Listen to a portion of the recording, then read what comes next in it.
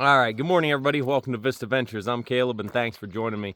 Today I'm up in the Quehanna Wild Area. I'm here with Dan again from Backpacking Adventures. We're up here at the Beaver Run Dam parking area here. We're going to be doing what's called the Loop of the Meadows that Jeff Mitchell actually laid out here pretty recently, posted online. If you're not familiar with Jeff, I encourage you to follow him, especially if you're here from Pennsylvania. He is a wealth of knowledge on all sorts of Pennsylvania backpacking loops and trails. Written numerous books about it. I think his book Backpacking Pennsylvania is one of the first ones I bought years ago when I first got into backpacking. So encourage you to check that out. So it basically just utilizes a whole bunch of the little side trails here in the Quehanna Wild Area. We'll be on the Quehanna East Connector, the Quehanna Trail, and then like Wyckoff Trail, Ligament Trail, all sorts of the smaller trails here that just loops the whole way through this wild area, through a bunch of the meadows and streams and everything that he's got laid out. Looks really awesome from some of the pictures that he posted, so I'm really looking forward to this trip. The weather should be fantastic. The highs today and tomorrow are supposed to be in the mid 70s. And then the lows overnight will probably be in the upper 30s, I'm guessing, but no chance of rain, so it'll definitely rain, especially since Dan's here. Never fails it'll rain on us if Dan's along. But it's a little chilly again here this morning. We're looking at about probably 36, 37 right now, but we're hoping we'll warm up here soon. So with that, we're going to grab the pack and get on the trail.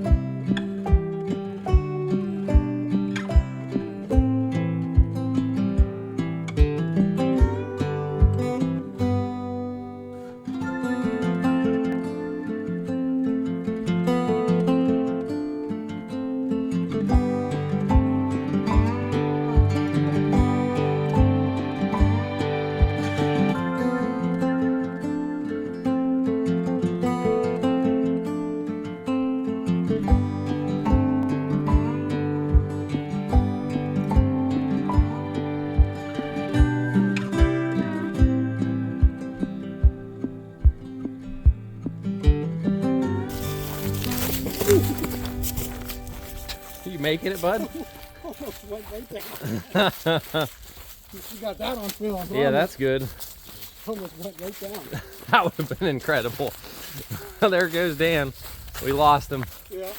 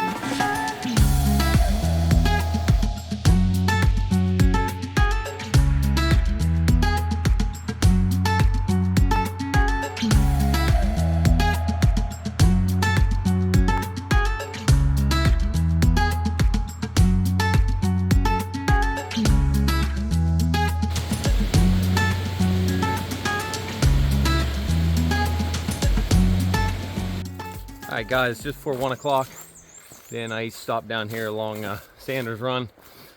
Had lunch. Beautiful out today now. It's probably about 70 or so now, so really warmed up. Just not a cloud in the sky. It was awesome. Had a nice breeze blowing down there. We're having lunch. The only thing that could have made it better is if it had a picnic table, but I think we're about 10 miles in for the day, so we're about halfway done with what we think we're going to be able to do. Figure we're going to do about 20 or so miles today. So we're just going to follow this Sanders draft up here on the Quehanna, and then we turn off to, I think it might be the Sanders Trail or something like that. So we're only going to be on the Quehanna for maybe another 2 miles or so, and then we'll use some more side trails to keep this loop going.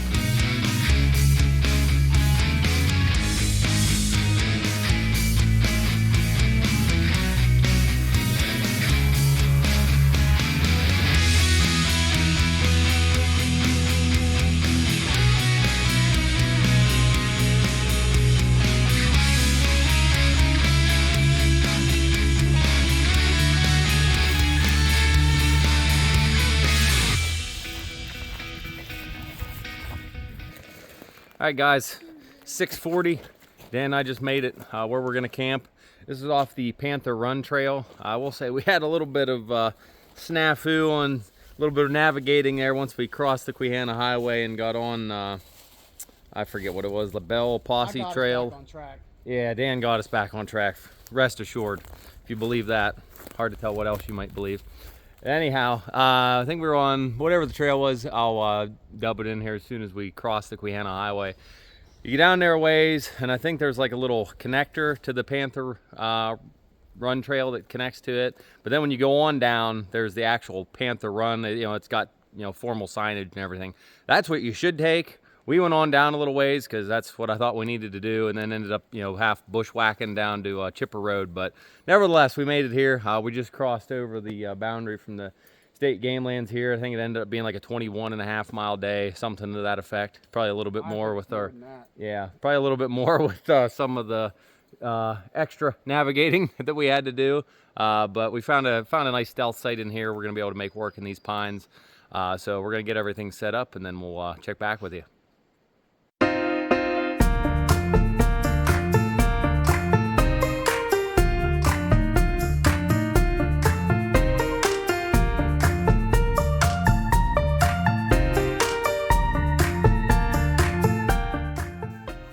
That over there? Everywhere. Did you get an light and equipment jacket? I've had it. Oh, have you? Yeah. I didn't know that. Never knew that about you. Got it for Christmas. You never used it? Nope. Oh yeah. What's that? I said I'd let you use my microphone setup, but It does look pretty nice, so I'll have to I don't want to. break down and get one here at some point, I guess. It works good when, like, see how far away your camera is? Yeah. See, that's when it works really well. Yeah. Because you can just talk normal and the sound comes out really nice. Are you recording right now? Yeah, I'm recording. Wow. Yeah. I don't like you very much anymore. You're always beating me to the punch. And I don't like it. Oh, yeah. Jesus. Mine always starts on the first one. Maybe it needed primed. I don't know. Did you burn your hair? I smell it. I smell burnt hair. Maybe I did burn it a little bit. That's fine. You never light it with your canister on the stove, because then it flares out. Thanks, Dad. Just telling you. That would have been good to know a while ago. Well, you've been using a canister stove for how many years? Yeah, and it's never been an issue till today. Well, whatever. You just go back to not passing out. Dumb this happens, man. I guess you don't have camp shoes, do you? I don't know, bud. Aw, I do. Well, maybe if Z-Packs would get together. Are they out of stock? They've been out of stock. I swear, like a week ago, they said back in stock. Nope. I Lies. guess everybody wants them, man, because they saw my video. I don't know if that's true. I know it's true. They told me. I smell chocolate. Oh, that's might be my oatmeal. I was going to say, that smells really good.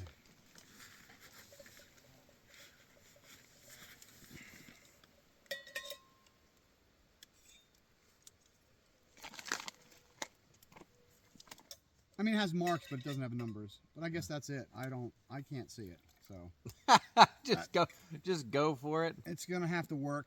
I like it. Alrighty, guys, 7:30. Dan and I each got camp all set up here. Fortunately, there's a water source right down the trail. I don't know, maybe 40 yards or so. Yards, yeah, it's not so far. that's good. We're able to get each get loaded up with 4 liters here. So I got two filtered and 2 hanging back there. So should definitely be good to go for the night and start out tomorrow morning. I think we each got peak refuels. I got the sweet pork and rice, which is one of my favorites, so I'm pretty freaking pumped about that. And then Dan's got the chicken pesto pasta over there, so of course mine's already hydrating. He hasn't even got his water boiling yet, so he's way behind.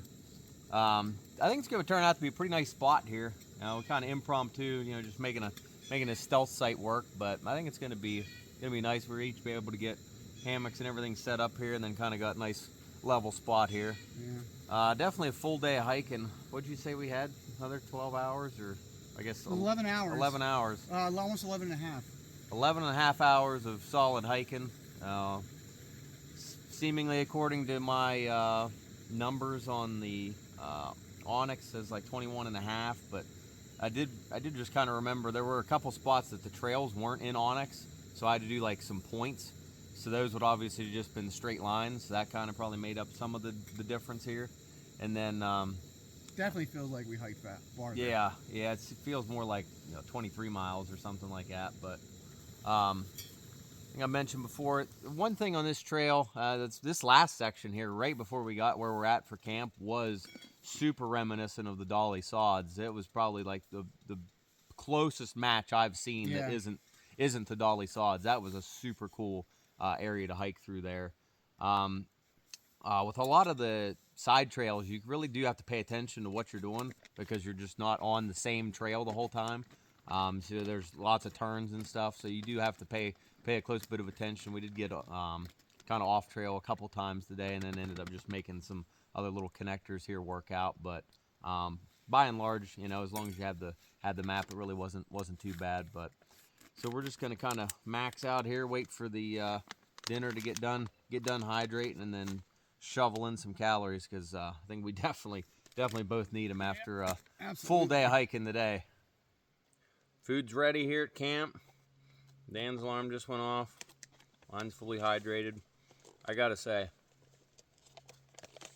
that sweet pork and rice is probably my favorite so far. This is absolutely delicious. Rehydrates super well. A lot of different flavors in it. Definitely hitting the spot. All right, guys, now that I got supper wrapped up, do you want to talk about a new piece of gear that I'm running this trip? So the last trip Dan and I were on the Black Forest there, he let me use one of his Hilltop packs, frameless packs. So that was my first time ever using like a Dyneema frameless pack. Went pretty well. And then this trip I was actually looking at the Z-Packs Super Nero. I think they came out with a couple years ago or so. And then turns out Dan bought yet another backpack over the past week, just the regular another regular Nero. So he's rocking that this trip. So I asked if he'd let me try out the Super Nero, and fortunately enough he did. So I was able to try that out today. So full day. I think we're 20, 22, 23 miles, something like that. And I will say went really well. Surprisingly. I did, maybe one change I did from the last time was I'm rocking the just a Thermarest pad this time, 4 layers. So that really helped add some structure to it.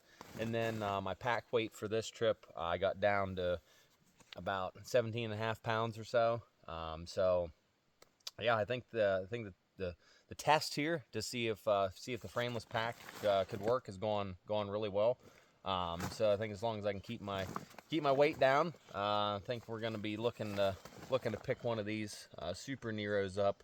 I just like that it's 50 liters total capacity. That seems to jive pretty well with all the stuff I've got, and I've still got some room for an extended trip. I could get some more food and stuff in there. So very appreciative to Dan for letting me fly his almost brand new pack here, so I could try that out before making the commitment to purchase one. But I think there's a good chance that the Z-Pack Super Nero is coming to Vista Ventures here in the near future. All right, guys, 8:30. Dan and I are each all pretty much batting down for the night. Just kind of getting a little bit extra water filtered and that sort of thing. Definitely a full day. My gosh. I think we're looking at whatever 22, 23-ish miles probably. Didn't even check my watch to see how many steps, but definitely a full day. Really looking forward to tomorrow too. I think there should be some more meadows and stuff that we'll walk through as well. It'll probably be pretty crisp in the morning. I'm expecting it'll probably be mid 30s, yeah, maybe upper 30s, but I think she'll definitely be in the 30s tomorrow. So Dan and I each got tights and everything, and I brought my down jacket this time, so we should be ready to rock and roll for whatever weather we got in the morning. But I'm hoping to head out into those meadows, and maybe with any luck we'll catch some elk out there. Probably not. It's been years since I've seen any elk up in Elk County here, but nevertheless we'll give her a shot and see what we see. So that, guys, good night. I'll see you in the morning.